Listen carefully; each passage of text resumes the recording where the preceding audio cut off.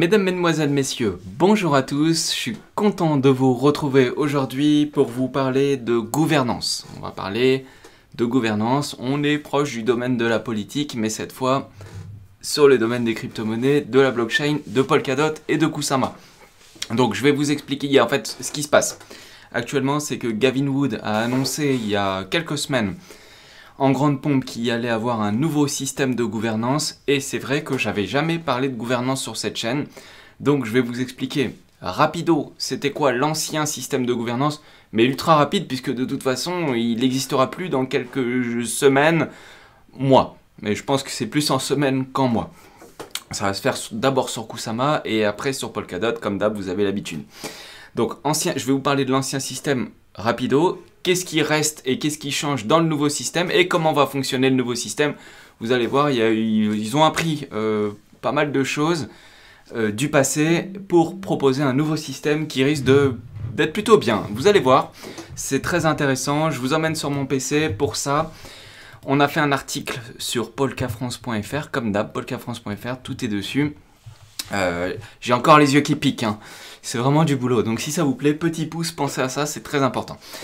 Gouvernance Polkadot 2.0, donc là, nouveau système qui va être mis en place.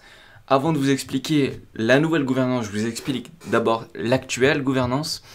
C'est-à-dire qu'en ce moment, la gouvernance, elle est mise sous trois grands socles. C'est-à-dire qu'il y a un comité technique, généralement, c'est la team derrière le projet, c'est-à-dire c'est les développeurs qui sont au comité technique. C'est logique, c'est eux qui gèrent les mises à jour sur la blockchain. Donc il y a un comité technique, il y a un council, et ça c'est un conseil qui est élu. C'est-à-dire que vous et moi, on peut être élu à un council dans un projet, n'importe lequel, si en fait vous êtes élu selon une méthode qui s'appelle la méthode de Fragmem. Je passe le détail, en gros il y a 13 membres qui sont élus. Je vous le montre, je vous ai pris un screen, il y a 13 membres qui sont élus, et dans ces 13 membres, si vous êtes élu donc, dans une des parachains, je vous rappelle que tout ce qui se passe sur la gouvernance, c'est valable sur toutes les parachains de Polkadot, et y compris les réseaux substrate solo, ok, les réseaux solo substrate, c'est-à-dire ceux qui sont faits avec le substrate de Polkadot, mais qui ne sont pas des parachains, ok, donc qui sont indépendants. Donc ce que je vous dis là, c'est valable partout, sur toutes les parachains, tout le temps. Donc en fait, à chaque fois, dans chaque projet, actuellement, vous avez un council, c'est-à-dire que vous avez 13 membres, et il y a 13 places, et puis après, vous avez des personnes qui peuvent concourir à rentrer dans ces places-là. Et en fait, toutes les personnes qui ont des dots, donc vous, moi, ou n'importe qui, toutes les personnes qui ont des dots peuvent voter pour une personne pour qu'elle aille au council. Par exemple, je peux très bien me présenter pour aller au council de Polkadot, et vous voyez, quand on clique sur council, il y a bien 13 membres. Je peux très bien concourir, et si j'obtiens plus que 10,38 millions de dots, alors avec aussi un nombre de personnes, parce que c'est une méthode spécifique pour l'élection, mais si j'obtiens, admettons, 11 millions de dots, de personnes qui ont des dots qui votent pour moi, eh ben, je vais être élu par le système. Et donc, à ce titre, j'aurai un droit de vote, et si j'ai un droit de vote, bah, du coup, j'obtiens un certain pouvoir dans la gouvernance de Polkadot. Et c'est valable. Alors sur Polkadot, évidemment, c'est extrêmement dur d'avoir 11 millions de dots parce que ça représente des montants qui sont phénoménaux. Mais sur des plus petites parachains, sur Kusama ou même sur Polkadot, vous pouvez, si vous avez quelques potes et tout, vous pouvez très bien être au council d'un projet. Moi, par exemple, je suis au council d'un projet, d'une des parachains qui est sur Polkadot. Alors, l'idéal, ça serait d'être sur Polkadot, mais je doute que même avec toute la communauté française, je doute qu'on arrive à 11 millions de dots. Mais bon, peu importe, on passe le détail. Et vous avez un troisième système qui est un système de vote général. Pour tout le reste, où là, tout le monde peut voter. Donc le comité technique, c'est pour les mises à jour de la blockchain. Le council, actuellement, c'est des votes qui sont là pour gérer les paramètres, l'administration et les propositions des dépenses. Donc par exemple, ici, il y a un projet qui veut dépenser... admettons Polkadot veut dépenser 10 000 dots pour une conférence ou autre, et ben ça passe par le council. Et c'est le council qui va voter pour les dépenses. Et ce council est élu. Un peu comme l'élection présidentielle en France, c'est un peu la même chose. Vous élisez un candidat, et le candidat, sauf que là il n'y aura pas un président, il y en aura 13. Et c'est 13 membres du conseil qui, eux, après, derrière, vont voter pour vous, vu que vous aurez mis votre vote pour eux. Et puis après, il y a le système de vote général où là, cette fois, c'est tout le monde qui vote. Et là, cette fois, c'est pour des votes plus généralistes. Ok, donc à chaque fois, c'est des votes qui sont sur un domaine précis, spécifique. Donc ça, l'inconvénient de ces méthodes-là de gouvernance, c'est qu'il y a quand même un certain phénomène de centralisation. C'est-à-dire que les 13 membres peuvent décider de toutes les dépenses d'un réseau, alors qu'au final, vu que si c'est une blockchain et qu'elle est réellement décentralisée, c'est tout le monde qui devrait pouvoir voter de quelle dépense est intelligente ou efficiente ou non. Après, il y a certaines personnes qui ont plus d'informations que d'autres. Évidemment, ça, j'y viendrai un peu plus tard. Ensuite, vous avez, comme je vous ai dit, le comité technique. Eux ont beaucoup moins de pouvoir, mais ils sont très centralisés. Parce que là, personne ne peut voter pour eux, mais c'est un comité technique qui gère direct, qui touche au code du projet. Là, c'est la méthode du tout ou rien à chaque fois, c'est-à-dire ou oui ou non. Et pour les votes du système de vote général, en fait, à chaque fois, pour qu'un vote soit validé, approuvé et exécuté, parce qu'après il faut l'exécuter, bah, ça demande du temps. Sur Polkadot, c'est 28 jours pour voter et 28 jours pour exécuter le code. Donc il peut se passer 2 mois entre le moment où on a une idée qu'on veut l'implémenter dans le réseau pour qu'elle se fasse effectivement sur la blockchain. Alors sur Kusama, c'est 4 fois plus rapide. C'est 7 jours à chaque fois. Et sur chaque parachain aura ses règles spécifiques. En général, on est plutôt sur les parachains autour de 7 jours. Alors, par contre, il y a un inconvénient pour ça, c'est le temps. C'est-à-dire que dans un système de vote, on peut en faire qu'un seul vote important à la fois. Donc, s'il y a un mois entre chaque grand vote, bah, ça peut causer des ralentissements dans la blockchain. Donc, pour ça, il y a un nouveau système qui va arriver. Donc, le but, c'est d'améliorer la décentralisation et d'améliorer la vitesse d'exécution des propositions qui arrivent dans la gouvernance. Ça, c'est important parce que s'il y a des effets importants à mettre en œuvre sur la blockchain, il faut que ça puisse être rapide dans certains types de cas. Donc, l'introduction. Là, cette fois, je vous parle de la nouvelle gouvernance, donc la gouvernance 2.0. Il y a 2 choses qui vont rester identiques avec la précédente. C'est que pour qu'une loi soit promulguée, il faut qu'elle ait 50% du total de la participation au système. Et il faut, en plus, et ce qui garde en plus, c'est le système de proportion dans le vote. C'est-à-dire que si vous décidez de voter, et que ce vote-là, pour vous, il est très important, vous pouvez donner un multiplicateur à votre vote. Alors, je vous montre comment ça marche, mais vous allez dans le menu Gouvernance, vous allez dans Démocratie, là, vous voyez qu'il y a un référendum en cours. Vous pouvez voter sur Aye, donc c'est oui, où là tout le monde a voté pour oui, ou vous pouvez voter sur non. Et moi je peux voter, vous pouvez voter aussi.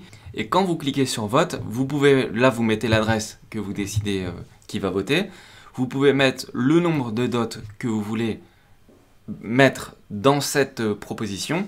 Et vous pouvez mettre la conviction, c'est-à-dire vous pouvez, si vous êtes déterminé, vous pouvez augmenter la force de votre vote. Je m'explique. C'est-à-dire que, admettons que je mets un dot sur ce système-là, mais que, vu que moi, j'ai pas beaucoup de fonds, mais que pour moi, ce vote-là, il est très important, je peux multiplier mon vote. Par exemple, je peux mon vote le multiplier par 2. Et si je décide de le multiplier par 2, dans ce cas-là, ils vont bloquer mes jetons pendant 56 jours. Si je veux avoir 0 période de blocage, dans ce cas-là, le vote qu'il prend, il prend 0,1% du montant que je mets. Mais par contre, ça veut dire que là, il y a 0 blocage. Je vote, mais si je veux bouger mes fonds, je peux bouger mes fonds.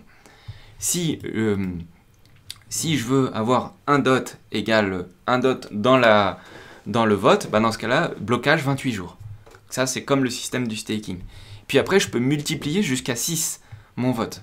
Donc si je mets un dot et la puissance de mon vote sera 6 dots, il sera comptabilisé comme 6 dots. Dans ce cas-là, le système me bloque mes dots pendant 896 jours. C'est-à-dire 32 fois la durée normale. Ok ? Donc, quand vous votez, vous pouvez choisir la puissance de votre vote. Si pour vous, c'est quelque chose de très important, ben vous pouvez avoir une grosse puissance dans le vote. Si vous en fichez, ben dans ce cas-là, juste vous votez, vous participez au truc. A noter que sur Kusama, il y a certains votes où vous pouvez gagner des NFT. Si ça vous intéresse de gagner des NFT en votant, dans ce cas-là, dites-le moi et je vous expliquerai comment on fait pour gagner des NFT avec ce système de vote. Ça sera avec plaisir. Dans ce cas-là, dites-le moi dans les commentaires. Si j'ai vraiment beaucoup de commentaires, je le ferai avec plaisir. Donc là, vous pouvez voter et vous pouvez choisir la puissance du vote. Donc ça reste. Ça reste. Donc alors du coup, qu'est-ce qui va changer? Qu'est-ce qui va changer? Donc là, les grands changements, c'est que déjà, il n'y aura pas d'organes supplémentaires et ils vont supprimer le fameux council dont je vous ai parlé. Donc le conseil où vous votez pour les 13 membres, ça va être supprimé. On va arriver dans un nouveau système. Alors, ce qui est très important, et le plus important, c'est que là, ils vont pouvoir augmenter le nombre de référendums. Comme je vous avais dit, avant, on pouvait faire un référendum, ça durait 28 jours, puis après, il y avait encore 28 jours pour être promulgué, et on pouvait en faire qu'un à la fois.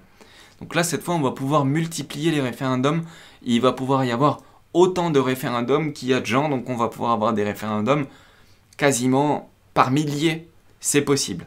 Par contre, pour limiter les choses et pour s'éviter de se retrouver dans un système un peu à la française où il y a des millions de lois et on ne sait plus où mettre la tête, c'est-à-dire un peu comme dans la photo que j'ai mise, s'il y a trop de motions, personne ne va voter, ça intéressera personne à part la personne qui met sa petite motion dans son coin.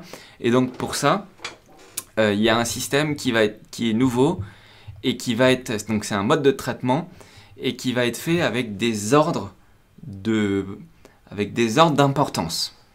Et à chaque fois, du coup, on va pouvoir aller voir quels sont les ordres d'importance qu'il y a pour voter potentiellement sur le plus important ou du moins pour celui qui vous intéresse. Et donc là, on voit qu'il y a plusieurs types d'ordres d'importance. Vous avez le root origin et le root origin, retenez bien ça, mais le root origin, donc c'est l'origine de la racine, hein, la racine d'origine, et ben c'est le vote qui aura le plus d'importance. Ça sera le vote qui aura le plus d'importance, qui sera le plus important, et ce sera celui-ci qu'il faudra à chaque fois regarder, parce que ça sera le plus important et qui aura le plus de conséquences dans la blockchain et dans le projet. Dans n'importe quel parachain, si vous voyez root origin, un vote en cours, ça sera celui-ci qui sera la plus puissante et la plus importante. Et cette fois, ce qui est bien dans la nouvelle gouvernance, c'est qu'on pourra en avoir plusieurs en même temps. Plusieurs routes origines en même temps. Un type origine, donc ça c'est pour donner un pourboire à quelqu'un qui a fait une bonne action. Bah là, pareil, vous allez pouvoir voter pour le type origine, mais pour le type origine, ça sera beaucoup moins important, parce que là, dans l'exemple de Polkadot, ça sera un exemple de 10 dots dans la trésorerie. Donc si vous allez pouvoir voter à qui on va donner 10 dots. Vous voyez, donc ça a très peu d'importance et de conséquences, alors que par exemple sur un root origin, là il y aura des choses qui seront très importantes avec par exemple un gros budget qui se décide ou autre chose comme ça. Donc là, dans les votes, ils vont pouvoir spécifier l'ordre d'importance de la décision qui va devoir être prise. Et je vous rappelle, la plus importante, c'est la root origin. Donc une fois que le système est classé par ordre d'importance, à l'intérieur d'un vote, c'est-à-dire à l'intérieur d'un référendum, il faut savoir qu'il y a toujours une période de temps. Donc il y a une période d'anticipation. Donc le root origin, il pourra y en avoir plusieurs, mais elles seront à des moments différents. Alors que le type origine, lui, pourra y en avoir plein en même temps. Vu que le root origine, lui, il aura une importance toujours très grande, il n'y en aura qu'une en même temps pour éviter de noyer l'utilisateur. Donc il faut noter que on peut en faire beaucoup, mais on ne pourra pas en faire non plus à l'infini. C'est-à-dire que pour chaque parachain, ils vont pouvoir décider combien par zone vont pouvoir y en avoir simultanément. Par exemple, ils pourront dire des tips origines, on va en faire au maximum 5 en même temps. Des waitlist 5 en même temps. Des small send proposal 5 en même temps. Par exemple, c'est un exemple. Mais ils vont pouvoir les limiter. Donc il va pouvoir y en avoir plusieurs, mais ça pourra être limité dans le but d'être noyé dans le nombre de propositions. Et surtout, il y a un dépôt qui va devoir être payé. C'est-à-dire que ceux qui veulent mettre en place un vote, ils vont devoir déposer un montant. Alors, c'est pas un montant qui va être donné, mais c'est un montant qui va pouvoir être récupéré. Mais ça, c'est bien parce que du coup, ça va éviter d'y avoir plein de votes dans tous les sens en même temps et à chaque fois. Donc là, notez qu'il y a deux périodes. Donc il y a la décision de période et il y a la confirmation de période qui peuvent être avec des durées différentes. C'est-à-dire la période de décision peut avoir une durée et la confirmation peut avoir aussi une autre durée. Et ça va aller jusqu'à 28 jours sur Polkadot. Et sur Kusama, j'imagine, c'est même sûr, ça va être 4 fois plus rapide, donc ça sera 7 jours à chaque fois. Et si pendant 28 jours, ça n'a pas été promulgué, dans ce cas-là, c'est annulé et il faudra refaire une procédure pour que l'approbation puisse être réalisée. Alors par contre, contrairement à avant il fallait un quorum à obtenir, c'est-à-dire un certain nombre de votes pour pouvoir valider le truc. Ça c'est fini, on oublie. Maintenant il y a 2 règles pour pouvoir faire voter un référendum, c'est-à-dire que le total de votes doit être supérieur à 50%, ça je vous l'avais dit au début, il faut pour que quelque chose soit élu, il faut qu'il y ait 50% des votes, tout confondu. C'est-à-dire qu'il y a les votes normaux, c'est-à-dire il y a les nombres de personnes qui votent, et il y a les votes qui sont mis avec le processus multiplicateur que je vous ai montré avant, avec la durée de blocage. Si vous voulez bloquer pour une longue durée, vous aurez votre vote qui sera plus gros. Et donc du coup, il faudra de toute façon, en prenant le total, avoir 50% de oui pour pouvoir promulguer et déployer une proposition. Et il faudra aussi avoir un support. Donc il y a un approval, donc l'approbation, 50%. Et le support, c'est-à-dire que là, c'est le total de votes disponibles. Il faudrait que le nombre de votants ait un minimum, c'est-à-dire un support. C'est-à-dire que s'il y a juste une baleine qui met un gros montant énorme, alors qu'il y a plein de gens qui disent non, dans ce cas-là, ils pourront peut-être avoir l'approval, donc le total, mais ils n'auront pas le support. C'est-à-dire qu'ils n'auront pas le nombre de personnes nécessaires pour pouvoir faire passer leur référendum.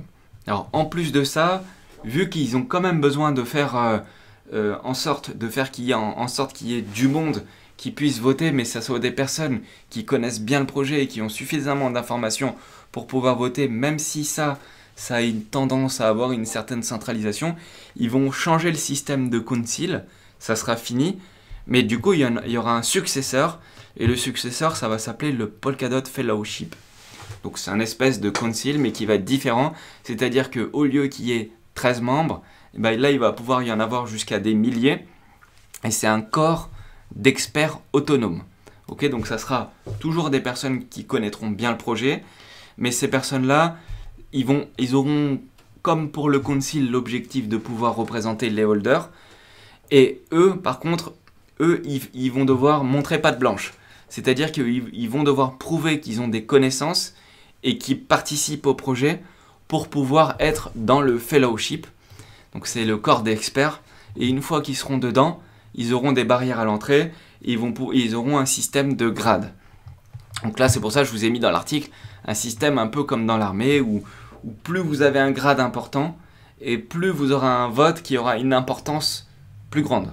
Donc là, et vous aurez un système pour monter en grade, et un système de rétrogradation aussi, qui sera systématiquement à chaque fois par un vote. Donc il faudra que plus vous aurez un grade important, plus ça voudra dire que les gens vont voter pour vous.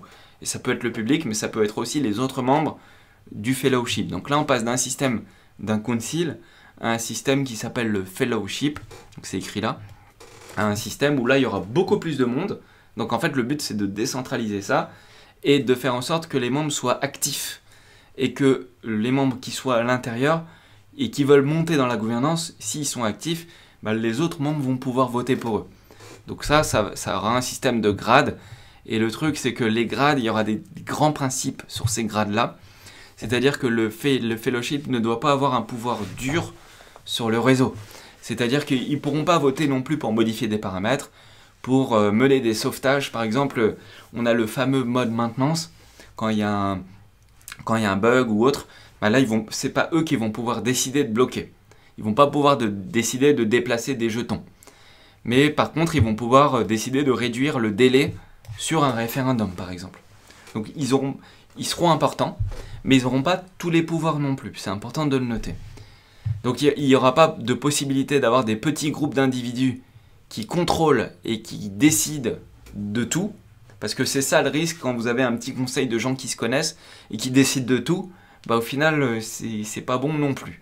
Donc là le but c'est que ça soit éliminé. Et ensuite le fellowship doit pouvoir développer ses membres au fil du temps. C'est que le but d'un projet, c'est que s'il y a beaucoup de gens dans le conseil, c'est-à-dire dans le fellowship, bah ça voudra dire que in fine le réseau il sera plus décentralisé. Et puis ensuite ils vont pouvoir être promus ou rétrogradés. Donc vous voyez, il va y avoir beaucoup de changements. Ça sera intéressant de voir comment ça va fonctionner. Mais en tout cas, exit le système du triangulaire, des 3 types de personnes qui au final représentaient une certaine centralisation dans les votes. Parce que pour pouvoir être au council, si moi, même si Nounou représente beaucoup de monde, bah, j'aurais impossibilité jamais dans ma vie d'être au council s'il n'y a pas des grosses whales qui décident de me suivre pour sortir 11 millions de dots. Donc ça va changer pas mal de choses. Ça sera intéressant de voir dans quelle mesure. Et ce qui est surtout bien, c'est qu'on aura les votes qui vont aller beaucoup plus vite. Et dans le moment où on va voter, et dans le moment où ça sera promulgué. Et ce qui est bien aussi, c'est qu'on aura plusieurs votes en même temps. Et ça va être intéressant. J'espère que ça vous a plu. Si vous êtes nouveau, que ça vous a plu, vous pouvez vous abonner, cliquer sur la cloche. Petit pouce si tout ça vous a plu. L'article, il est dispo, je vous le mets dans la description. Sinon, logiquement, grâce à cette vidéo, j'espère que ça sera beaucoup plus clair pour vous. Je vous dis à la prochaine. Salut à tous, c'était un plaisir. Ciao, dispo sur Twitter, Telegram, Discord, tout ça dans la description. Et je vous dis à la prochaine. Salut, c'était un plaisir.